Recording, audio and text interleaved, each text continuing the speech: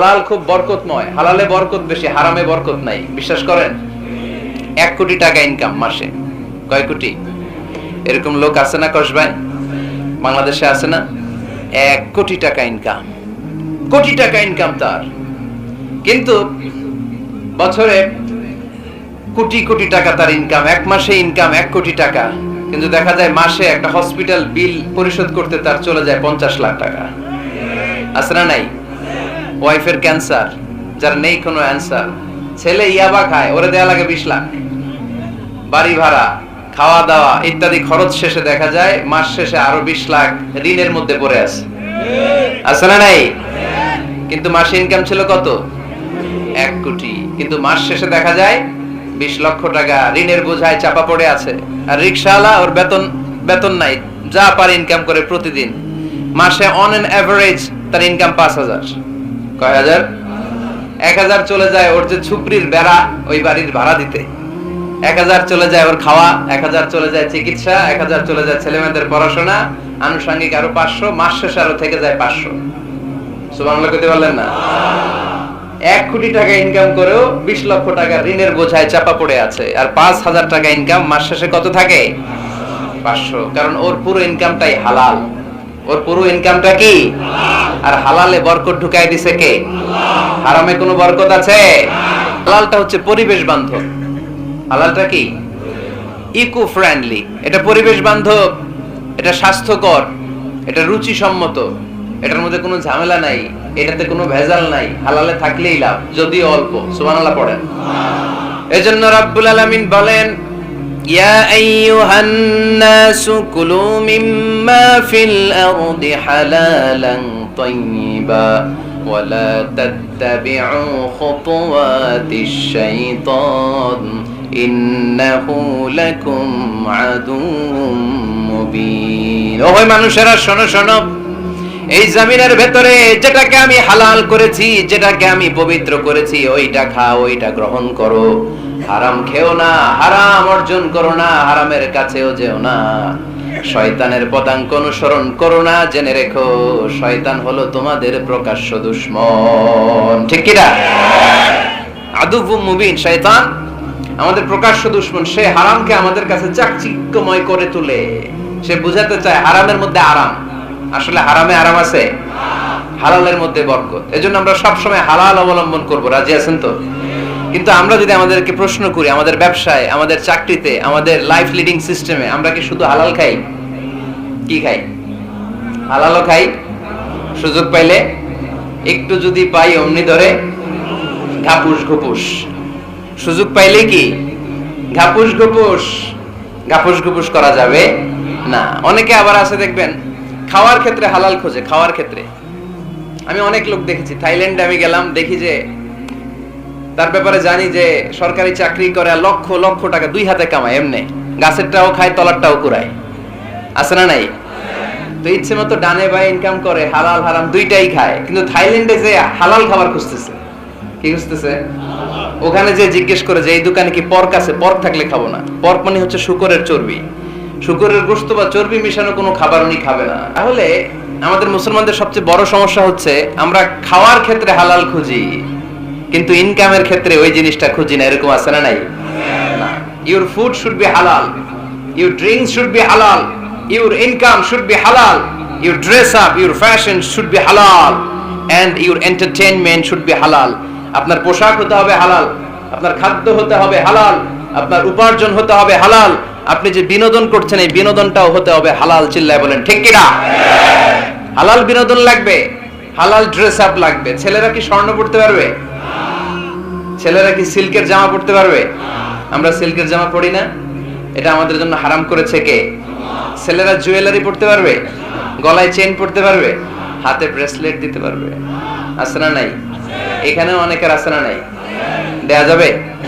অনেক ছেলে দেখবেন আবার কানের মধ্যে ছিদ্র করে। কসবায় মাশাআল্লাহ এগুলা নাই। আমি বাঁচায় দেওয়ার জন্য কইলাম নাই, আবার ওরা কয় আছে। আছে আছে না, এগুলো করা যাবে?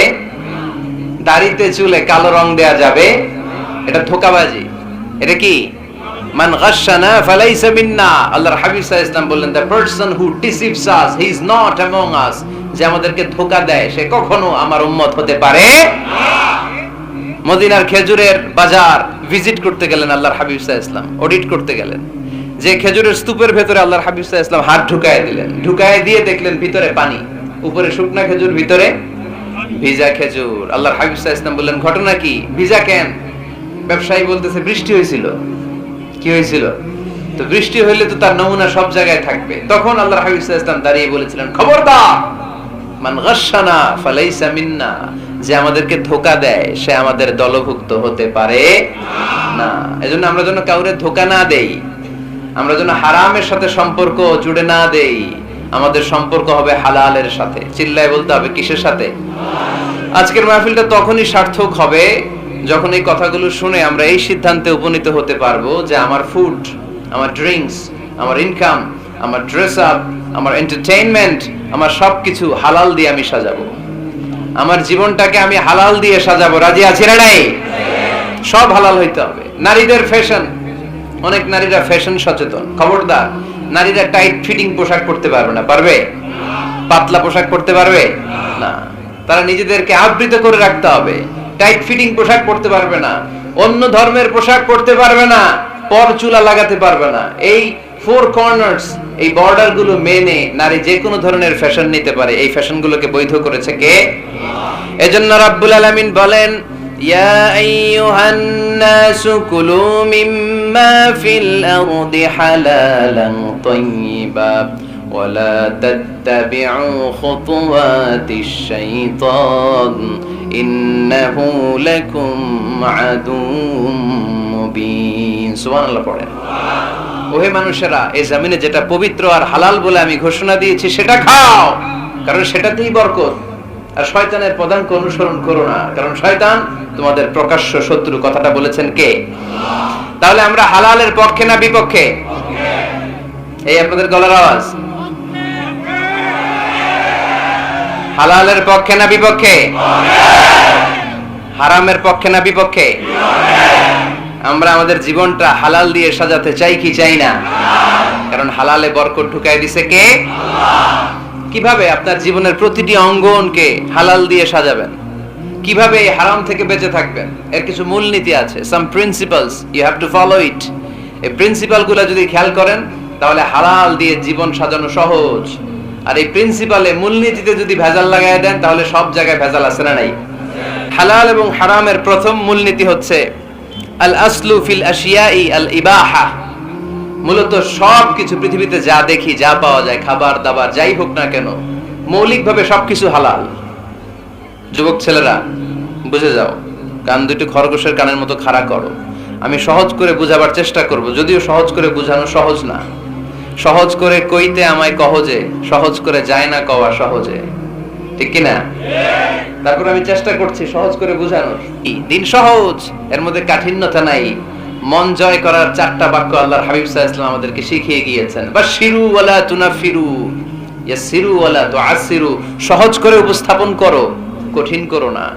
মানুষকে দিনের প্রতি আকৃষ্ট করো, দিন থেকে ভাগিয়ে দিও না। আমরা অনেকে দিন থেকে ভাগায় দেই, আছে না নাই? এক ছেলে হিন্দু হইছে, হিন্দু থেকে মুসলমান হইছে। আগে ছিল হিন্দু, এখন দেখে এই ছেলেরে কি সুন্নি মুসলমান বানাবে, না ওয়াহাবি বানাবে, না আহলে হাদিস বানাবে, না হানাফি বানাবে, এই নিয়ে কিলাকিলি আছে না নাই? আহা, কি বিপদ! সে আগে হিন্দু আছিলাম, এটাই তো ভালো আছিলাম। মুসলমান হওয়ার পরে এর ভয় দেখানো শুরু করছে, এই খবরদার, নামাজ রোজা যাকাত হজ সব লাগবে, হারাম খাওয়া যাবে না, এটা নাই ইসলাম, এটা নাই, ওইটা নাই, ওইটা নাই, হিন্দু কে দিলে আমিও নাই। এরকম হয় না? খবরদার, আল্লাহ ছাড় দিতে চায়, মৌলবীরা ছাড় দেয় না, আছে না নাই? তো আমরা যেন কঠিন না করি। হালাল হারামের প্রথম মূলনীতি হচ্ছে basically everything in this world is হালাল। এই পৃথিবীতে যা আছে সবই হালাল। সব কি? সব হালাল, সব হালাল, সবই হালাল, অল্প কিছু হারাম। সুবহানাল্লাহ পড়ে।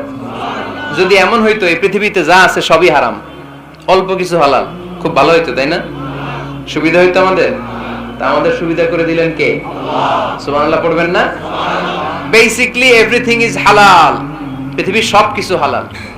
আপনারা যদি কেউ কিছু বলে যে এটা কি হালাল না হারাম, আপনি হুট করে বলবেন আগে বলবো হালাল, যদি হারামের দলিল পাওয়া যায় তখন বলবো হারাম, ঠিক কি না? আমাকে যদি বলেন এটা হালাল না হারাম, আমি যদি বলি হালাল, আপনি যদি বলেন দলিল দেন, এটা আপনি ভুল বলবেন। কারণ কোনো কিছু হালাল করতে হলে দলিল লাগে না। কোনো কিছুকে হালাল বলে সাব্যস্ত করতে দলিল লাগে না।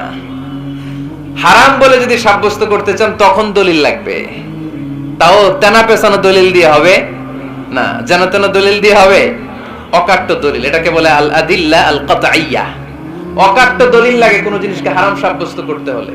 তাহলে এই যে আমাদের জন্য আল্লাহ সহজ করে দিলেন, সবকিছু বেসিক্যালি হালাল যতক্ষণ না এটা হারাম হওয়ার ব্যাপারে দলিল পাওয়া যায়। এজন্য হারাম হারাম জিকির না করে জিকিরটা চেঞ্জ করে করতে হবে হালাল হালাল। কথা বলেন ঠিক কিনা? জিকির দুই ধরনের আছে। জিকির কয় ধরনের? একটা জিকির হচ্ছে হারাম হারাম হারাম, একদলের কাছে সবই হারাম। একটা সময় এদেশের কিছু আলেম সমাজ ইংরেজিকে হারাম বলতো, ইংরেজি শিক্ষা করাকে কি বলতো? সময়ের বিবর্তনে এটা এখন হালাল। এখন এটা কি হালাল। একটা সময়ে আলেম সমাজের কিছু অংশ রাজনীতি করাকে হারাম বলতো, কথা কি বুঝতেছেন? এখন এটা কি হালাল হয়ে গেছে। ইসলামী ব্যাংকিং কে হারাম বলতো একটা সময়, যে না কোনো ফিনান্সিয়াল ট্রানজাকশন এই সিস্টেমে ব্যাংকিং এটা ইসলামে জায়েজ না, এটা হারাম হারাম, কারণ ওদের জিকির কি, কথা কয় না, হারাম হারাম হচ্ছে এদের জিকির। একটা সময় ইসলামিক ব্যাংকিং হারাম ছিল, এখন এটা কি হয়ে গেছে? তার মানে এখনো অনেক কিছু এদের কাছে হারাম। সময়ের বিবর্তনে, কালের আবর্তনে এদের মুখ দিয়ে এগুলো একদিন হালাল হয়ে বের হবে, চিল্লায় বলেন ঠিক কি না? এজন্য এই পৃথিবীর সবকিছু মূলত হালাল যতক্ষণ না হারাম হওয়ার ব্যাপারে দলিল না পাওয়া যায়। হারাম করতে হলে দলিল লাগে, হালাল বানানোর জন্য দলিল লাগে না। আবার যেন তেন কোনো দলিল দিয়ে, ঠুনকো কোনো দলিল দিয়ে কোনো জিনিসকে হারাম করা যায় না। হারাম করতে হলে অকাট্য দলিলের প্রয়োজন হয়। কথা বুঝতে পেরেছেন? প্রথম মূলনীতি ক্লিয়ার সবার কাছে? আল্লাহর হাবিব সাল্লাল্লাহু আলাইহি ওয়াসাল্লাম বলতেন হালাকাল মুতানাত্তিউন, যারা মুতানাত্তিউন তাদের ধ্বংস, তাদের উপর আল্লাহ লানাত। সাহাবারা বললেন ইয়া রাসূলুল্লাহ, ইয়া হাবিবাল্লাহ, মান হুমুল মুতানাত্তিউন? মুতানাত্তিউন কারা, যাদের উপর আপনি লানত দিলেন, যাদের ধ্বংসের কথা বললেন? বিশ্বনবী বললেন আল্লাহর দেয়া হালাল বিষয়কে যারা সমাজের মধ্যে হারাম বলে প্রচার করে তারাই হলো সমাজের মুতানাত্তিউন। নাউজুবিল্লাহ পড়েন। قل من حرم زينة الله التي أخرج لعباده والطيبات من الرزق। এজন্য আল্লাহ ডেকে বললেন খবরদার, কে আছে সমাজের মধ্যে আমার দেয়া হালাল সাজসজ্জাগুলোকে, পবিত্র জিনিসগুলোকে হারাম বলে ফতোয়া তুলে, তাদের উপর আমার লানত। খবরদার, আল্লাহ যেটাকে হালাল বলছে এটাকে হারাম বলার স্পর্ধা দেখাবেন না। এটাকে হারাম বলা যাবে? তাহলে প্রথম মূলনীতি কি সবাই বুঝতে পারছেন? বুঝতে পেরেছেন? এই দুনিয়াতে বেসিক্যালি সবকিছু কি, আওয়াজ করে বলেন, আর হালাল প্রমাণ করতে দলিল লাগে। কি প্রমাণ করতে দলিল লাগে? হারাম। এজন্য আমাদের জিকিরটা একটু চেঞ্জ করে দিব। আমরা হারাম হারাম না বলে কি বলবো? হালাল হালাল। যখনই দলিল পাবো তখন জিকির শুরু করব হারাম। কথা বুঝে নাই বোধহয়? দলিল পাওয়ার আগ পর্যন্ত সব কি, আরো জোরে বলেন, দলিল পাওয়ার পরে সেটা হয়ে যাবে হারাম। হালাল কি, কথা বলেন, আনলিমিটেড, আর হারাম হচ্ছে লিমিটেড। হারাম হচ্ছে সসীম, হালাল হচ্ছে অসীম। হালাল গুণে শেষ করা যায় না, কিন্তু হারাম গুণে শেষ করা যায়। সুবহানাল্লাহ পড়তে পারলেন না? যদি এমন হইতো হারাম আনলিমিটেড, সবই হারাম, আর হালাল হচ্ছে লিমিটেড, হালাল গুণা যায়, এমন যদি হইতো আমাদের জন্য কঠিন হয়ে যেত না? আমাদের জন্য এটাকে সহজ করে দিলেন কে? সাগরে যত ধরনের প্রাণী আছে, কাকড়া বলেন, তিমি বলেন, যা বলেন, সব হালাল, হাতে গোনা অল্প কয়েকটা ছাড়া। সুবহানাল্লাহ পড়েন। তার মানে যখনই আল্লাহ তাআলা হালালের ঘোষণা দেন, আল্লাহ তাআলা এটাকে ব্যাপকভাবে ঘোষণা দেন, আর যখনই আল্লাহ হারামের ঘোষণা দেন কোরআনের ভেতরে, তখন আল্লাহ গুনে গুনে দেন। কিভাবে দেন? হুররিমাত আলাইকুমুল মাইতাতু ওয়াদ-দামু ওয়া লাহমুল খিনজির ওয়া মা উহিল্লা লিগাইরিল্লাহি বিহি ওয়াল মুনখানিকাতু ওয়াল মাওখুযাতু ওয়াল মুতারাদ্দিয়াতু ওয়ান নাতিহা। গুনে গুনে দিবেন। সুবহানাল্লাহ পড়েন। যখন আল্লাহ বললেন হালাল, তখন বললেন চার পাওয়ালা যত জন্তু আছে হালাল, অল্প কয়েকটা ছাড়া। যখন ঘোষণা দিলেন হালালের, আল্লাহ বললেন সাগরের ভেতরে যত প্রাণী পাওয়া যায় সব খাওয়া হালাল, অল্প কয়েকটা ছাড়া। কিন্তু হারামের ঘোষণা যখন আল্লাহ কোরআনে দিলেন, তখন ব্যাপকভাবে দেয় নাই, গুনে গুনে দিয়েছেন। রক্ত খাওয়া হারাম, মরা প্রাণী খাওয়া হারাম, শূকর খাওয়া হারাম, আল্লাহর নাম ছাড়া অন্য কোনো নামে বলি দেওয়া হয়েছে এরকম প্রাণী খাওয়া হারাম, সিংহের গুতা খায় কোনো প্রাণী মারা গেছে ওইটা হারাম। এরকম গুনে গুনে অল্প কয়েকটা হারাম, বাকি সব কিছুকে আমাদের জন্য হালাল করে দিয়েছে কে? আবার যদি আল্লাহর জিজ্ঞেস করি আল্লাহ কাদেরকে বিয়ে করতে পারবো, আল্লাহ বলবে সবাইরে বিয়ে করবি। বাংলাদেশের নারীরা বিয়ে করা হালাল, পাকিস্তানের মেয়েদেরকে বিয়ে করা হালাল, সৌদি আরবের নারীদেরকে বিয়ে করা হালাল, এই বাংলাদেশের সিলেটের মেয়েদেরকে বিয়ে করা হালাল, ঢাকার মেয়েদেরকে বিয়ে করা হালাল, চট্টগ্রামের মেয়েদেরকে বিয়ে করা হালাল। হালালের কোনো শেষ নাই, সুবহানাল্লাহ পড়েন। কিন্তু যখন জিজ্ঞেস করলাম তাহলে কাকে কাকে বিয়ে করা হারাম, তখনই আল্লাহ গুনে গুনে 14 জনের নাম বলে দিলেন, পড়েন সুবহানাল্লাহ। হুররিমাত আলাইকুম উম্মাহাতুকুম ওয়া বানাতুকুম ওয়া আখাওয়াতুকুম ওয়া আম্মাতুকুম ওয়া খালাতুকুম ওয়া বানাতুল আখি ওয়া বানাতুল উখত। চিল্লায় পড়েন আল্লাহু আকবার। যখন হালাল তখন ব্যাপকভাবে বললেন সব মেয়েদেরকে বিয়ে করতে পারো। মুসলিম যত নারী হয়, বাংলাদেশের হোক, পাকিস্তানের হোক, ইন্ডিয়ার হোক, গোটা বিশ্বের যে কোনো জায়গার মুসলিম নারী হলেই সেটা হালাল। কিন্তু হারাম কোনটা যখন জিজ্ঞেস করলাম, গুনে গুনে বললেন মাকে বিয়ে করা হারাম, নিজের কন্যাকে বিয়ে করা হারাম, বোনকে বিয়ে করা হারাম, ফুফিকে বিয়ে করা হারাম, খালাকে বিয়ে করা হারাম, ভাতিজিকে বিয়ে করা হারাম, নিজের ভাগ্নিকে বিয়ে করা হারাম।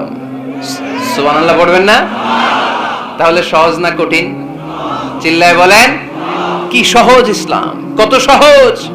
দাঁড়িয়ে নামাজ পড়া ফরজ, দাঁড়াতে পারতেছেন না, বসে পড়লেও কবুল করবে কে? ওযু করে নামাজ পড়া কি? পানি নাই, তায়াম্মুম করে নামাজ পড়লে কবুল করবে কে? বিয়েতে মোহরানা দেওয়া কি? মোহরানা নাই। এক সাহাবী বললেন ইয়া রাসূলুল্লাহ বিয়ে করব, মোহরানা আছে? না। কি আছে? কিচ্ছু নাই। তো কিচ্ছু না থাকলে বিয়ে করবে কেমনে? মোহরানা দেওয়া লাগবে না? কোরআন পারো? পারি। কয়টা সূরা? এতটা সূরা। এক নারীকে জিজ্ঞেস করলেন কোরআন পারো? বলে না, পারি না। আল্লাহর হাবিব সাল্লাল্লাহু আলাইহি ওয়াসাল্লাম দুইজনকে বিয়ে পড়ায় দিলেন। আর নারীকে বললেন মা তুমি কোরআন পারো না, কিন্তু তোমার স্বামী কোরআন পারে, তোমার স্বামী টাকা দিয়ে পয়সা দিয়ে তোমাকে মোহরানা দিবে, সামর্থ্য তার নাই, সে প্রতিদিন তোমার একটু একটু করে কোরআন শিখায় দিবে, এটাই মা তোর বিয়ের মোহর। সহজ না কঠিন? আর কোনদিন ইসলামকে কঠিন বলবেন? কেউ কঠিন বললে ওটা শুনবেন? আওয়াজ করে বলতে হবে ইসলাম কি কঠিন না সহজ? ইসলাম দ্ব্যর্থহীন কণ্ঠে ঘোষণা দিয়ে আমাদেরকে জানিয়ে দিয়েছে সুদ খাওয়া হালাল না হারাম। আমরা বললাম আল্লাহ সুদ যদি হারাম হয় আমরা কেমন করে আমাদের জীবন চালাবো? আল্লাহ বললেন ওয়া হাল্লাল্লাহুল বাই'a ওয়া হারামার রিবা। চিন্তা নাই, ভয় নাই, কেমন করে সমাজ চলবে জেনে রাখো। আমি আল্লাহ যখনই সুদকে হারাম করেছি তার বিপরীতে ব্যবসাকে আমি আল্লাহ তোমাদের জন্য হালাল করে দিয়েছি। অল্টারনেটিভ আছে না নাই? অল্টারনেটিভ মানে বুঝেন তো? বিকল্প। অল্টারনেটিভ মানে কি? বিকল্প। সুদ হারাম, সুদ হারাম বলে বসে থাকলে হয়তো ঝামেলা লাগতো না? সুদকে হারাম করে দিয়ে অল্টারনেটিভ আল্লাহ আমাদের জন্য ব্যবসাকে হালাল করে দিয়েছেন, পড়েন সুবহানাল্লাহ। তাহলে ইসলাম কোন জিনিসকে হারাম ঘোষণা দিয়ে মুখে কুলু পেটে বসে থাকে নাই, অল্টারনেটিভ সাজেস্ট করেছে। সুদ খাওয়া হারাম, অল্টারনেটিভ ইসলাম আমাদেরকে বলে দিল ব্যবসা হালাল। জিনা করা হারাম, পরকিয়া হারাম, গার্লফ্রেন্ড বয়ফ্রেন্ডের এই কালচার হারাম, তার বিপরীতে বিয়ে করা হালাল। সুবহানাল্লাহ পড়েন।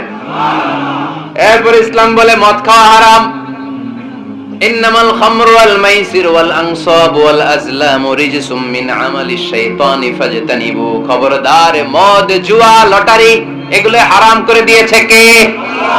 আল্লাহ বললেন মদ খেও না, মদ তোমাদের জন্য হারাম ঘোষণা করা হলো। আমরা বললাম আল্লাহ শীত প্রধান দেশে মদ খেলে শরীরটা গরম থাকে, মদ না খেলে তো বেঁচে থাকার উপায় না। স্ক্যান্ডিনেভিয়ান কান্ট্রিগুলোতে, সাইবেরিয়াতে মদ না খেলে ওদের বাঁচার উপায় নাই। এখন অল্টারনেটিভের দরকার আছে না নাই? আল্লাহ বললেন মদকে হারাম করেছি কিন্তু মধু খাওয়াকে হালাল করে দিয়েছে। মধু খান আপনারা? আজকে খাইছেন কে কে দেখি? আজকে অনেকে খাইছেন? মাশাআল্লাহ, হাত নামান। মধু 5-6 চামচ খেয়ে দেখেন একসাথে।